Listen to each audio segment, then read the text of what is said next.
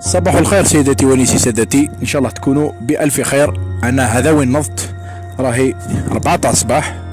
نضت خممت قلت بوركوا با، لما لا ندير فيديو على الممثلة الإباحية اللي نحبها ونحترمها بزاف، اللي راهي عامي معايا في تويتر واسمها كليا غولتيي. هي من أصول لبنانية، ممثلة كبيرة، دات الأوارز في 2019 في أمريكا، اللي روكونو كاع يعترفون بها.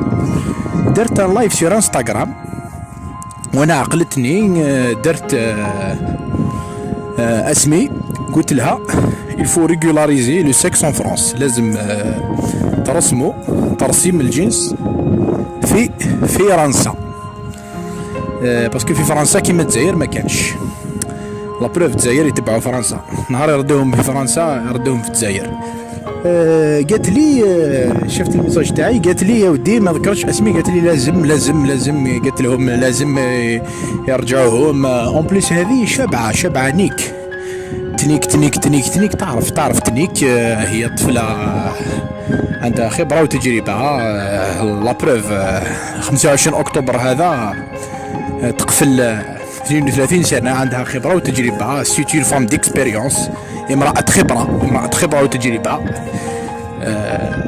إذن سيداتي ونسي سادتي، كي تهدر طفلة كيما هذه، نجمة الأفلام الإباحية الأمريكية من أصول لبنانية، زايدة في مدينة ليون الفرنسية.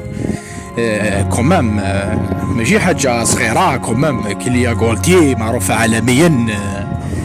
إذن سيداتي ونيسي سادتي، هذا الشيء فرح كي وحدة كيما كليا غولتيي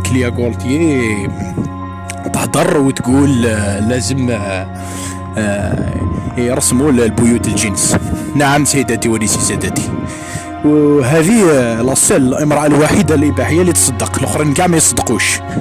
كيما الرجال كيما النساء، هذه تصدق. عاونت اليمن، عاونت إثيوبيا، عاونت بزاف الناس.